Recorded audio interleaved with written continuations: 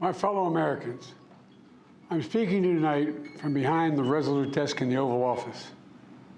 In this sacred space, I'm surrounded by portraits of extraordinary American presidents. Thomas Jefferson wrote the immortal words that guide this nation.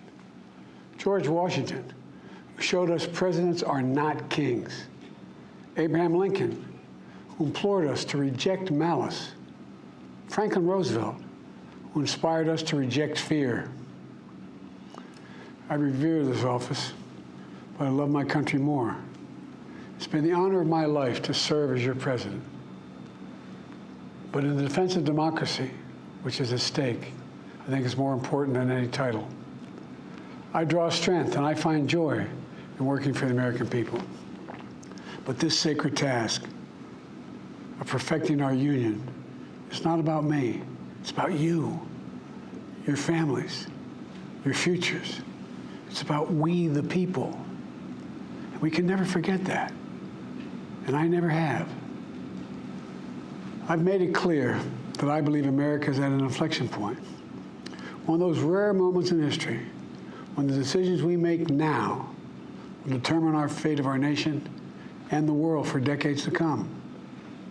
America's going to have to choose between moving forward or backward, between hope and hate, between unity and division. We have to decide, do we still believe in honesty, decency, respect, freedom, justice, and democracy? In this moment, we can see those we disagree with not as enemies, but as fellow Americans. Can we do that? Does character in public life still matter? I believe I know the answer to these questions because I know you, the American people. And I know this, we are a great nation because we are good people. When you elected me to this office, I promised to always level with you, to tell you the truth. And the truth, the sacred cause of this country is larger than any one of us. And those of us who cherish that cause, cherish it so much, a cause of American democracy itself, must unite to protect it. You know, in recent weeks, it's become clear to me that I need to unite my party in this critical endeavor. I believe my record as president, my leadership in the world, my vision for America's future, all merited a second term. But nothing can come in the way of saving our democracy. That includes personal ambition. So I've decided the best way forward is to pass the torch to a new generation. That's the best way to unite our nation. You know, there is a time and a place for long years of experience in public life. But there's also a time and a place for new voices, fresh voices, yes, younger voices. And that time and place is now. Over the next 6 months, I'll be focused on doing my job as president. That means I'll continue to lower costs for hardworking families, grow our economy. I'll keep defending our personal freedoms and our civil rights, from the right to vote to the right to choose. I'll keep calling out hate and extremism. Make it clear there is no place in America for political violence or any violence ever, period.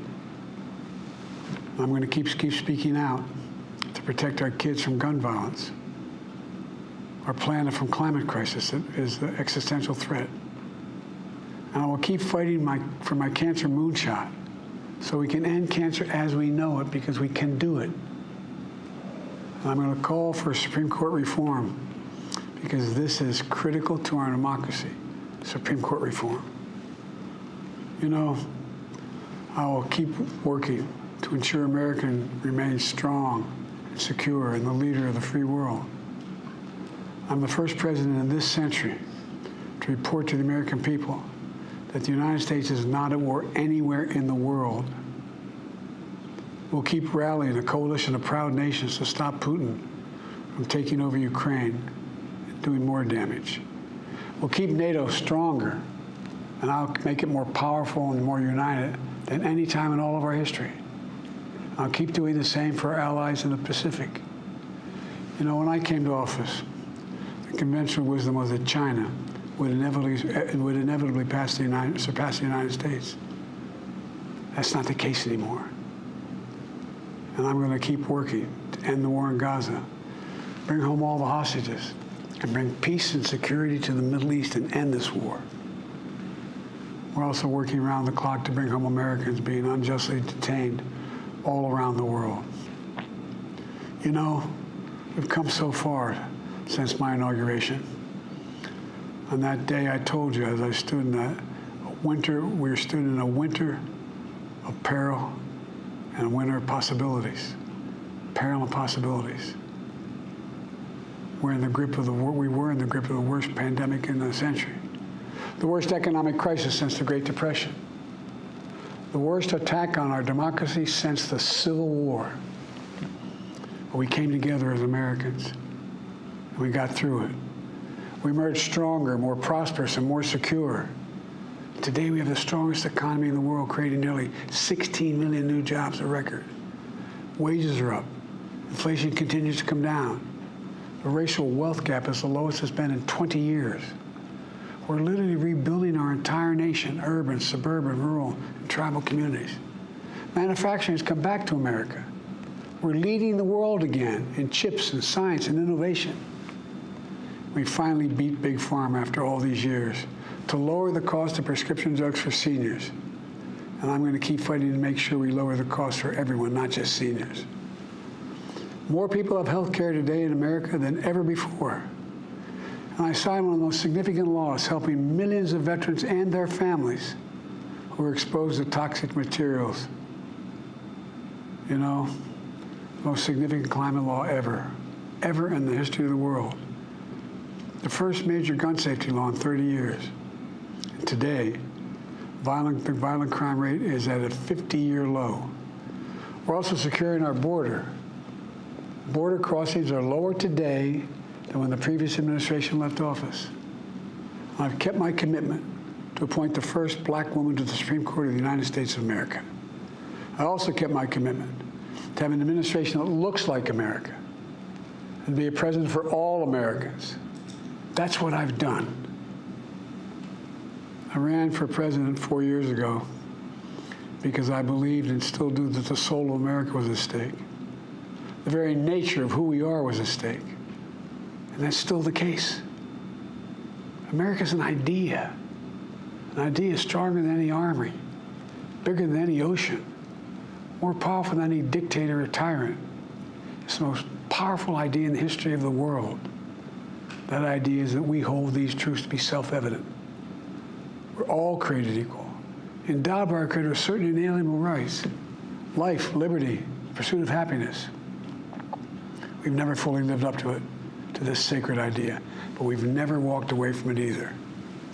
And I do not believe the American people will walk away from it now. In just a few months, the American people will choose the course of America's future. I made my choice. I've made my views known.